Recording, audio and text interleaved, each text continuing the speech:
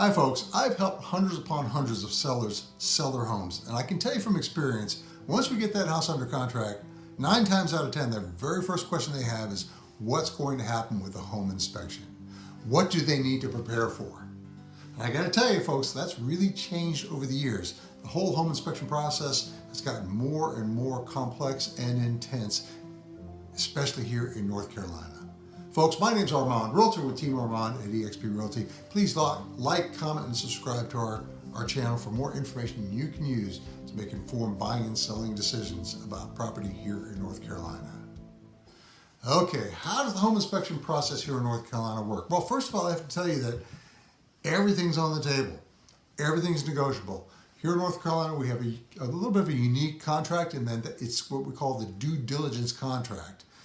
Due diligence contract means that buyer can inspect for anything and they can request anything. And in fact, then means the seller can deny it all or negotiate this or do it all, whatever they want. It's all completely negotiable.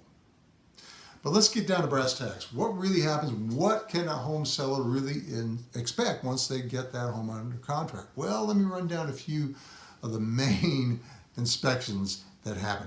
First of all, there's the traditional home inspection. Everybody's pretty much familiar with that. It's been around for many, many years.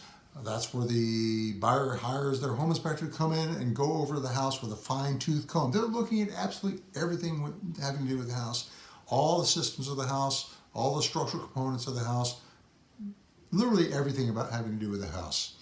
And I can tell you that home inspection in and of itself, that traditional home inspection has gotten more and more and more intense over the years. When I first started in the business, those home inspection reports were probably 15, 20 pages long. Now they're at least 40 pages, sometimes as long as 80 or 90 pages.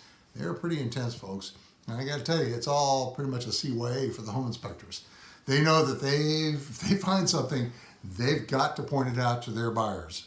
Now keep in mind, it's all negotiable. What the buyer requests from the seller is negotiable. But nonetheless, these home inspections are going to have absolutely everything in them.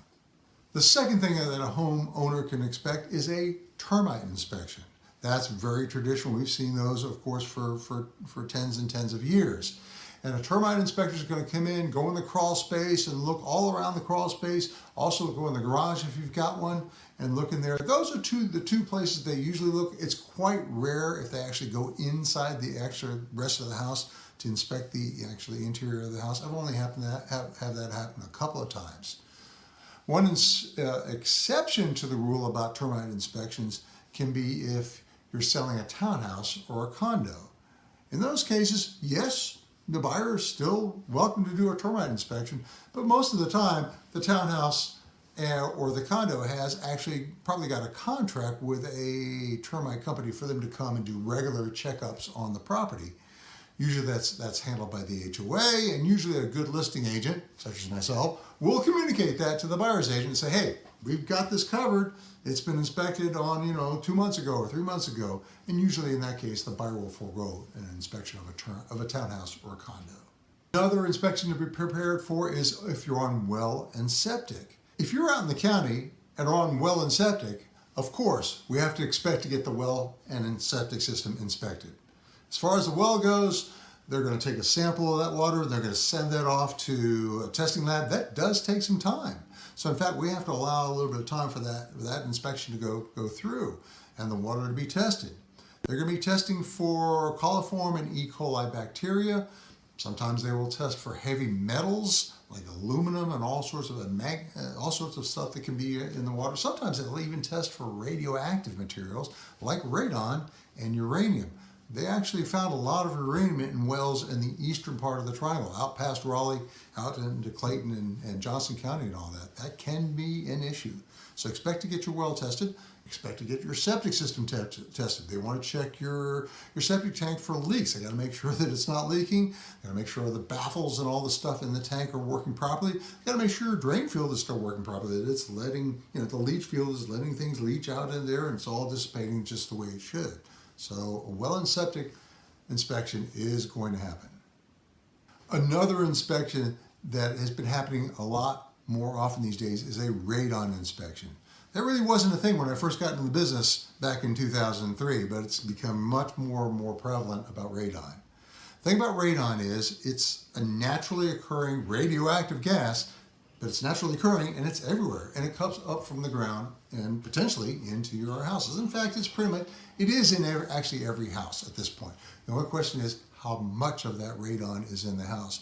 If it's collecting in the house, if it's above a certain standard, the buyer is probably going to be concerned about it. So they will likely test for that. We know from experience that radon tends to collect in basements because radon is actually heavier than regular air, so it'll collect in the basement, but it can be actually on the main level of a house too, quite a bit. I've had quite a few situations where that has been an occurrence. That said, if there are high radon levels in the house, that can be quite easily cured with a radon mitigation system, so it really shouldn't be that big a deal. Yeah, it costs a little bit of money, honestly, but it can be mitigated. It shouldn't kill the deal. So don't worry about a radon inspection. That should be relatively fine. Another thing to consider is if your home was built in 1978 or before, you're going to be asked to fill out a lead-based paint disclosure, which basically says to the buyer, hey, this home was built in 1978 or before, and it means it's pretty likely that it's going to have some lead-based paint in it somewhere. Even if you've been painting that house every year since then, it's going to have some lead-based paint underneath all that new paint.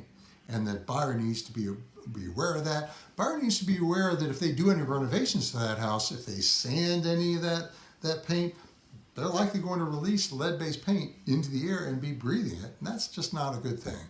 So lead-based paint disclosure is going to be required.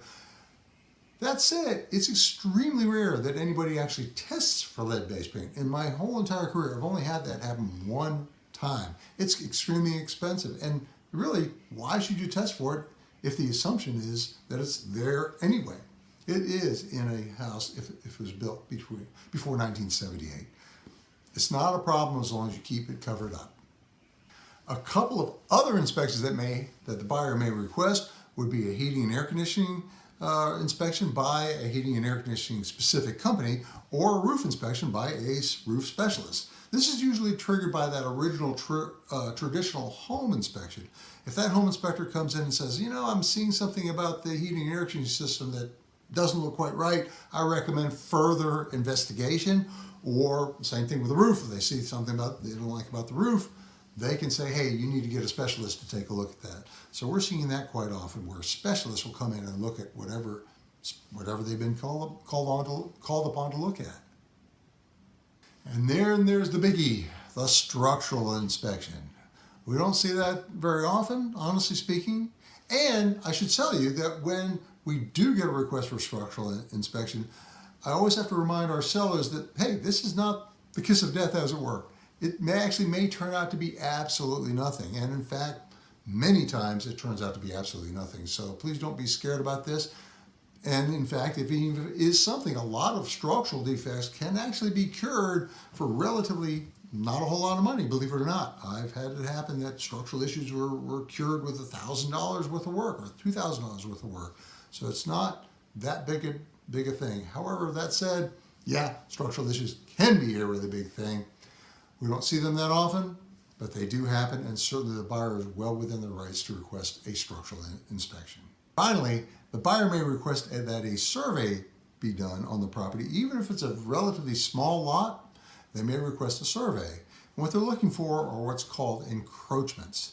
That's where a fence is just not in the right place, or maybe even a driveway is not in the right place, or something from the neighbor's yard comes over into your yard, or your yard, something from your yard is going over into their yard.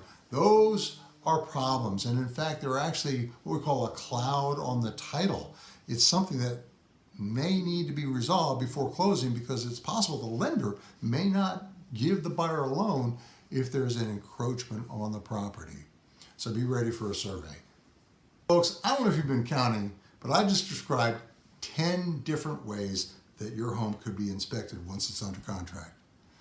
I know that's a lot to take in, and my job as a listing agent is to help our home sellers deal with all of that and to provide for a really good outcome in spite of all that. And I've had lots of experience doing that. So trust me, give me a call if you need any help with that. we've prepared a free report for you right now. If you check down below, there'll be a link. If you hit that link, you'll get our report called Selling to Sold, the ultimate home inspection preparation checklist. It's free, no obligation.